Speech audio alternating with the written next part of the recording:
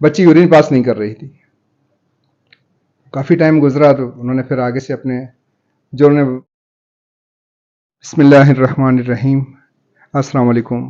कैसे हैं डॉक्टर साहिबान? खैरियत से हैं? ठीक ठाक हैं? उम्मीद है इंशाल्लाह खैर आफियत से होंगे।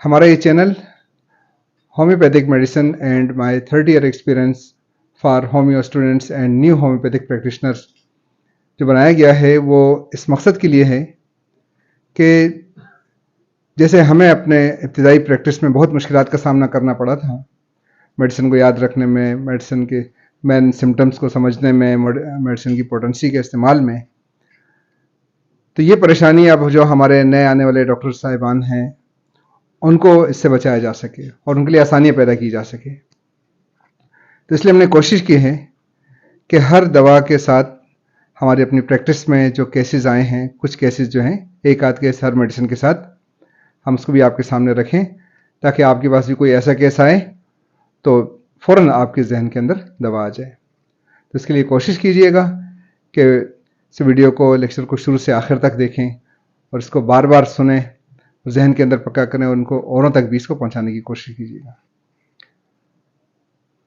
तो आज इस मेडिसिन के अंदर जो हमने मेडिसिन सेलेक्ट की है वो है एकोनाइट नेबुलस। एकोनाइट, चूँकि हमने भी सबसे पहले एकोनाइट को पढ़ा था कॉलेज में, फर्स्ट ईयर में जब हम थे, तो इसलिए इस मेडिसिन को हमने सेलेक्ट किया है। एकोनाइट को समझने के लिए हमें पेशेंट की मेंटल सिम्टम को याद रखना होगा बहुत ज़्यादा। और इसमें एक चीज़ है, सडनली, अचानक अचानक अचानक अचानक कोई भी मसला जो अचानक आ जाए, उसकी पहली दवा हमारे पास एकोनाइट है। के बाद डॉक्टर साहबान कहते हैं 24 घंटों के अंदर अंदर जो भी मसला आ गया किसी पेशेंट को, वो अचानक ही आया है। अगर और कोई काज उसका नहीं मिल रहा हमें, हम सबसे पहले उसको एकोनाइट देंगे। अचानक किसी को बुखार हो जाता है, अचानक नज़ला खांसी हो जाती है, अचानक घबराहट हो जाती है, अचानक कोई ऐसी खबर आ गई उससे कुछ मसला हो गया उसको, तो हम पहली दवा उसको एकोनाइट देंगे। जहाँ ज़हनी अलामत मिलेगी उसमें हम कोशिश करें कि 200 से ऊपर की एक डोज दे देंगे, उससे काम हो जाएगा इंशाल्लाह। फेयर ऑफ डेथ, ये एकोनाइट की बड़ी पहचान है। खौफ, किसी भी किस्म का खौफ हो सकता है मरीज को, लेकिन खास तौर पे इसके जहन के अंदर मौत का खौफ बैठा हुआ होता है। बस मैं मर जाऊंगा, मरने वाला हूं, इतने बजे मर जाऊंगा, इस टाइम मर जाऊंगा, इस दिन मर जाऊंगा, मौत का वक्त भी बताता है। इतना मौत का खौफ होता है इस मरीज को। तो इसके दिल और दिमाग के अंदर ये बात बैठी हुई होती है कि बस मौत आ रही है और मैं जल्दी मरने वाला। बीमार हो चाहे सेहतमंद हो, लेकिन ये खौफ किसी के दिल में बैठ गया, मौत का खौफ, उसके एकोनाइट की जरूरत है। 1 एम की एक खुराक दे देंगे, 10 एम की दे दें, CM की दे दें, एक ही खुराक काम कर जाएगी और मरीज की जिंदगी सुकून से गुजरेगी। नमनेस एंड क्रीपिंग एक्सेट्रा, सुनपन, सरसराहट, ये इसके जिस्म में कहीं भी हो सके।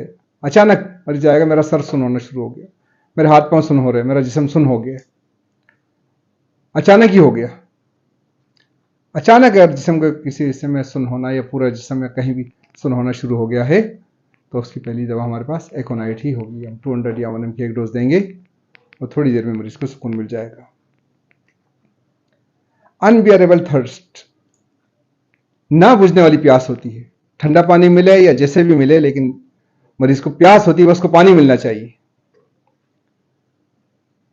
तो ये भी एकोनाइट की बहुत बड़ी सिम्टम है। और अचानक जो ये गर्म हवाएं, खुश्क हवाएं चलने लग जाती हैं, उसकी वजह से बुखार हो जाए या नज़ला खांसी हो जाए, सांस में तकलीफ हो जाए, कुछ हो, उसकी पहली दवा एकोनाइट है। ठंडी खुश्क हवाएं चलती हैं, जब उसमें भी एकोनाइट के मरीज की तबीयत ख़राब होती है, अचानक मरीज आ गया और मौसम ऐसा है, तो उसमें हम पहली दवा एकोनाइट ही देंगे। तो ये मैन है इसकी, सडनली यानी अचानक, फेयर ऑफ डेथ, मौत का खौफ होगा, बेचैन होगा, परेशान होगा मरीज, खौफजदा होगा। किसी भी किस्म का खौफ हो सकता है, लेकिन मौत का खौफ खास तौर पे है। नमनेस, क्रीपिंग वगैरह जो है, ये सुनपन है, सरसराहट है, कहीं होंठों में सरसराहट हो रही है, सुन हो रहे हैं, कान सुन हो गए, सर सुन हो गया, जिसम कोई भी हिस्सा, सुनपन का एहसास, सरसराहट का एहसास, ये भी अहम सिम्टम है इसकी। और ये ना बुझने वाली प्यास, किसी मरीज के अंदर ये अलामत मौजूद है, आंखें बंद करके एकोनाइट दे दें, एकोनाइट काम करती है। अगर केस क्रॉनिक हो गया है और फिर अनजाना खौफ उसको होता है, तो फिर उसके बाद सल्फर बड़ा अच्छा काम करती है। सडन नमूनिया, अचानक नमूनिया हो जाता है, वही मौसम की बात आ जाएगी उसमें भी।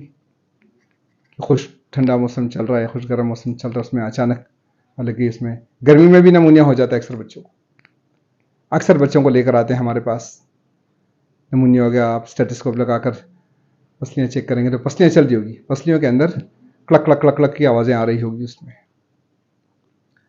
ऐसा पेशेंट अगर फौरी तौर पे आ जाता है हमारे पास, तो उसको हम पहली खुराक एकोनाइट 200 की एक देते हैं, और उसके बाद ब्रायोनिया और फास्फोरस 30 में 2-2 घंटे के बाद अल्टरनेट देते हैं एक दिन के लिए। अगले दिन चेक करते हैं, अगर पसलियों की कड़कड़ाहट खत्म हो गई है तो फास्फोरस को रोक देते हैं कि फास्फोरस को ज़्यादा रिपीट नहीं कर सकते। अगर फिर भी कुछ है तो फिर हम मजीद एक दिन के लिए ब्राई फास्फोरस दे देते हैं 30 में। उसके बाद फास्फोरस को रोक देते हैं, ब्राइनो के कंटिन्यू रखते हैं, और उमूमन साथ में फेरमफास, कालीमी और बायोकेमिक की वो साथ में लगा देते हैं, तो बहुत जल्दी पेशेंट कवर हो जाता है। बड़ों को भी नमूनिया हो सकता है, उसके लिए भी हम पहली दवा हमारे पास एकोनाइट है। एकोनाइट के बाद अचानक बुखार हो जाता है, और उसमें भी ये अलामत आएंगी, साथ में प्यास होगी बहुत ज़्यादा, एकोनाइट देंगे।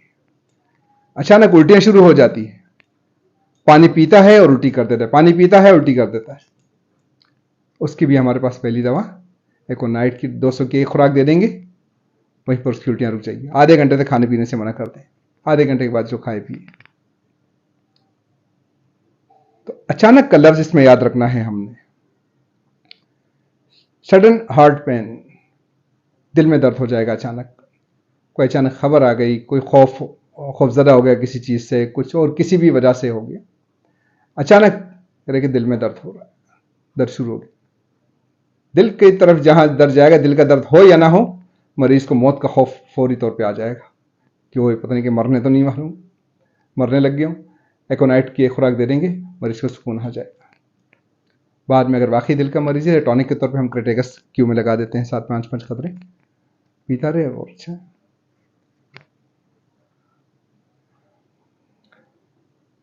सडन ब्लीडिंग, कहीं से भी, जिस्म के किसी से भी अचानक खून शुरू हो जाता है, सुर्ख खून होता है, चमकदार खून होता है। अगर अचानक खून किसी जिस्म के किसी हिस्से से आ गया, नाक से आना शुरू हो गया, मुंह से आना शुरू हो गया, उल्टी में आ गया, गले से आ रहा है, पेशाब में आ रहा है, कहीं से भी है, तो पहली दवा हमारे पास एकोनाइट ही होगी, उसको एकोनाइट ही देंगे। वो bad effects of dry heart और कोल्ड विंड, ये जैसे अभी हमने बात की, ठंडी या गर्म हवाएं चल गई, खुश्क मौसम के हवाले से हम इस मेडिसिन को, एकोनाइट को याद रखें। सडनली ब्लाइंडनेस, अचानक नजर चली गई, भाई अंधा हो गया मरीज, कुछ भी नहीं था, अचानक ही हुआ है।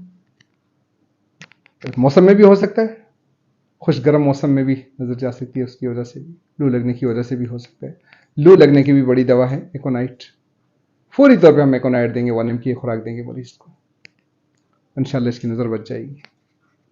हाँ, कोई और काज अगर मिलता है तो फिर हम उसकी मेडिसिन तलाश करेंगे, लेकिन कोई काज नहीं है, फौरी तौर पे मरीज आ गया है और क्या अचानक ही बस नजर चली गई, देखें, हो सकता है ब्लड प्रेशर हाई हो गया हो सकता है कोई खौफ की वजह से हो गया हो सकता है कोई ऐसी अचानक खबर आ गई है, तो उसकी दवा पहली एकोनाइट है। इसके बाद जलसीमियम भी आ सकती है हमारे पास, जलसीमियम भी खौफ की बड़ी दवा है, अचानक कोई खबर आ गई, उसके बैड इफेक्ट्स की बड़ी दवा है। इससे कवर नहीं हो तो फिर हम जलसीमियम 1 mg को देखें, इसकी खुराक देंगे। सडन लॉस ऑफ वॉइस, आवाज बंद हो जाती है, अचानक आवाज चली गई, कुछ भी नहीं था, अचानक आवाज चली, तो अचानक के लफ्ज के साथ आवाज चली गई, तो उसके लिए भी हमारे पास पहली दवा एकोनाइट है। उमूमन खौफ की वजह से भी होता है ये।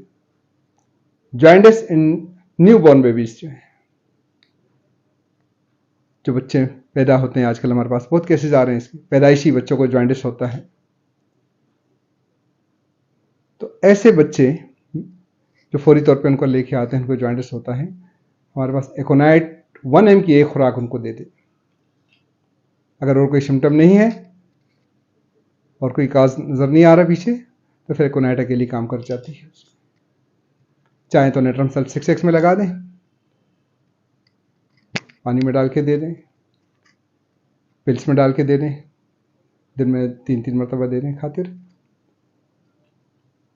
तो कवर हो जाता है केस से। आजकल जो हमारे पास बच्चों को लाया जा रहा है जॉइंटिस के, न्यूबॉर्न बेबीज जो हैं उनमें स्पेशली, उनकी अगर मदर की हिस्ट्री लेंगे तो आयरन थेरेपी इतनी ज़्यादा हो गई है कि मदर्स को ज़्यादा अरसा उन्होंने आयरन थेरेपी पर रखा हुआ होता है। खून की कमी है जी, ये आईवी इंजेक्शन लगाते हैं, ड्रिप पे लगाते हैं खून की कमी के लिए आयरन की, और टैबलेट फॉर्म में भी देते हैं, इंजेक्शन फॉर्म में भी देते हैं। तो अगर ऐसी हिस्ट्री हमें मिल जाती है तो वहाँ पर हम दवा हमारी चेंज हो जाती है, फिर हम पल्सटीला देंगे, क्योंकि आयरन थेरेपी के बैड इफेक्ट्स को ख़त्म करने के लिए हमारे पास दवा जो है सबसे बड़ी दवा वह है पल्सटीला। पल्सटीला के लेक्चर में ये बात इंशाल्लाह सामने आ जाएगी। केस आया था हमारे पास, एक बच्चे को लेके आए थे और उसको बहुत बिगड़ा हुआ केस था, हॉस्पिटलाइज था बच्चा। एंड में उन्होंने ये कह दिया उनको कि क्योंकि एलएफटी करते थे और जॉइंटिस बढ़ता ही चला जा रहा था उसका, तो उन्होंने कहा कि अब पूरे जिस्म का खून इनका चेंज होगा। तो फिर मेरे पास केस लेके हॉस्पिटल से डिस्चार्ज करा दिया। उन्होंने कहा कि नहीं, हम चेंज नहीं करवा रहे। मेरे पास लेकर आए और जब मैंने देखा, चेक किया, रिपोर्ट्स देखी और हिस्ट्री ली, माँ की हिस्ट्री ली, तो बहुत ज़्यादा आयरन खिलाई गई थी उनको। मैंने बच्चे को नक्स 200 की एक डोज देकर पल्सटीला 30 में सुबह शाम खिलाना शुरू की। नेक्स्ट वीक जब आए तो बहुत ज़्यादा बेहतर था, उससे अगले हफ्ते मज़ीद बेहतर। तकरीबन 1-1.5 महीना बच्चे को दवा खिलाई गई और उसके बाद बच्चा अल्हम्दुलिल्लाह बिल्कुल ठीक ठाक हो गया, कोई खून चेंज कराने की ज़रूरत नहीं पड़ी। गुर्दों पे भी बहुत बड़ा असर है। एक बच्चे की पैदाइश से पहले उसकी माँ को डॉक्टरों ने कहा कि भाई ये तो बच्चे की गुर्दे से नहीं लग रहे हैं और इसको हम बच्चे की जब डिलीवरी होगी तो उसके बाद हो सकता है इसके मज़ीद टेस्ट कराने पड़े, और बहुत लंबा प्रोसीजर बताया। और जब बच्ची की डिलीवरी हुई उसके हॉस्पिटल में थी, बच्ची यूरिन पास नहीं कर रही थी। काफ़ी टाइम गुजरा तो उन्होंने फिर आगे से अपने जो उन्होंने कहा था वो पेशेंट से वही बात की, उन्होंने कहा भाई अब इसके लिए हमें ये टेस्ट करने पड़ेंगे और ये करना पड़ेगा, ये करना पड़ेगा सारा। 1 घंटे का टाइम दिया, 1 घंटे में अगर बच्ची ने यूरिन पास नहीं किया तो फिर हम ये सारे प्रोसीजर करेंगे। तो बच्ची का वालिद मेरे पास आया, मुझे बताया, मैंने कहा अल्लाह खैर करेगा इंशाल्लाह। इनका मैं 1-2 पुड़िया देता हूँ, ये दो, अल्लाह खैर करेगा। एक पुड़िया 1 नंबर खिला दो और 1 नंबर के बाद देखें अगर 1 घंटे तक पेशाब नहीं हुआ तो फिर 2 नंबर देना। और उमूमन हमारी प्रैक्टिस में है कि छोटे बच्चों का पेशाब बंद हो जाता है तो उनको पहली खुराक हम एकोनाइट की 200 की एक खुराक देते हैं। 1 घंटे के अंदर अंदर पेशाब कर लेता है बच्चा, और अगर 1 घंटे के अंदर ना करे तो फिर हम सल्फर 30 की सिर्फ एक डोज देते हैं और फिर वो उसको क्लियर कर देती है। तो इनको भी मैंने 2 पुड़िया दी, एकोनाइट 200 की एक दी और एक सल्फर की दी। पहले एकोनाइट दें। उन्होंने जाकर हॉस्पिटल में ही बच्ची को एकोनाइट 200 की चम्मच में पानी में हल करके उसके मुंह में डाल दी बच्ची। 1 घंटे से पहले पहले ही बच्ची ने अच्छा खासा पेशाब किया और बच्ची को सुकून आ गया, सल्फर की ज़रूरत ही नहीं पड़ी। लेकिन अक्सर ऐसा होता है कि हमारे पास आते हैं बस गर्मियों के मौसम में, सब गर्मियों में बच्चों को, स्पेशली बच्चों को लेके आते हैं, यूरिन नहीं कर रहे हैं बच्चे और परेशान होते हैं, बेचैन होते हैं। हम एकोनाइट की एक खुराक देते हैं और एक खुराक साथ में सल्फर की एहतियातन दे देते हैं, बाकी प्लास्पो दे देते हैं। तो उमूमन इससे क्लियर हो जाती है लाइन। नहीं तो सल्फर बहुत से मसलों को क्लियर कर देती है आगे। सल्फर के लेक्चर में भी हमने इस पर बात की हुई है। सल्फर बहुत गहरी दवा है, बहुत बड़ी दवा है, बहुत सोच समझ के देनी होती है, और सारी उसकी भी मेन सिम्टम जो है हमने डायग्राम के साथ दी है। हम कोशिश ये करेंगे इंशाल्लाह कि हर मेडिसिन जो है वो डायग्राम के साथ उसको समझाने की कोशिश करेंगे। तो एकोनाइट के बाद हमें अक्सर सल्फर की ज़रूरत पड़ जाती है, ब्रायोनिया की ज़रूरत पड़ जाती है। अचानक बुखार हो जाता है तो बुखार में भी पहली दवा जो है हम एकोनाइट देते हैं, अगर फौरी तौर पे आ गया। एकोनाइट 200 की या 1 mg की एक डोज दे देते हैं। उसके बाद बाकी सिम्टम देखते हैं। अगर सर गर्म है, पाँव ठंडे हैं, फिर बेलाडोना देते हैं साथ 30 में रिपीटेड। अगर ये हाई पोटेंसी दे दी तो 30 में रिपीटेड दे देते हैं। अगर गर्म है, पाँव भी गर्म है, सर भी, और प्यास ज़्यादा है, ज़बान खुश्क हो रही है और बस पड़ा हुआ है, बच्चा है या बड़ा है लेकिन चाहता है कि मुझे छेड़ा ना जाए, फिर ब्रायोनिया देते हैं साथ में 30 में। और ब्रायोनिया के लेक्चर में इंशाल्लाह बहुत सी चीज़ें मिलेंगी आपको। तो एकोनाइट के बारे में इतना काफ़ी है। हर मेडिसिन को हम कोशिश करें कि बार बार पढ़ें, होम्योपैथी को वक्त दें, रोज़ाना कम से कम 1 घंटा हम अपने स्टडी के लिए निकालें, मुख्तलिफ बुक्स के अंदर एक एक मेडिसिन को बार बार देखें और हर मेडिसिन की जो मेन सिम्टम्स हैं उनको याद कर लें। पक्का को जहन में पक्का याद करेंगे, जो भी केस आएगा, कोई भी मसला होगा, अगर मेन सिम्टम आपको 3-4 इसकी याद हैं और वो आपको मिल गई किसी पेशेंट के अंदर, उसको आप दे दें, इंशाल्लाह ताला केस आपको कवर हो जाएगा। स्किन इसकी ड्राई होती है, अमूमन ड्राइनेस ज़्यादा होती है इसमें एकोनाइट में। तो ये सारी अलामत हम देखें, इसको बार बार लेक्चर को सुने और इंशाल्लाह हमारी कोशिश होगी कि जितनी ज़्यादा से ज़्यादा मेडिसिन ये 30 साल के अरसे में, हमारी तकरीबन 32-33 साल की प्रैक्टिस है, हमने यहाँ 30 साल का एक्सपीरियंस लिखा है, क्योंकि हम प्रैक्टिस के दौरान ही, स्टडी के दौरान ही प्रैक्टिस शुरू कर दी थी हमने। तो उसमें जितने केसेस हमारे पास आए हैं, क्योर केसेस भी हैं बहुत सारे, तो वो भी हम बीच बीच में इंशाल्लाह डालेंगे। तो अपना ख्याल रखिएगा और होम्योपैथी के सिंगल रेमेडी की प्रैक्टिस को कोशिश कीजिए कि इसको हम समझें और उसको बार बार स्टडी करें और डॉक्टर्स से मिल के रहें, आपस में मशवरे से चलते रहेंगे। महीने में, हफ्ते में 1 बार, वरना कम से कम महीने में 1-2 मीटिंग जो है तो सीनियर डॉक्टर्स के साथ लाजमी होनी चाहिए हमारी। अगली मेडिसिन तक के लिए अल्लाह हाफिज़, फ़ी अमानुल्लाह, अस्सलामु अलैकुम व रहमतुल्लाह।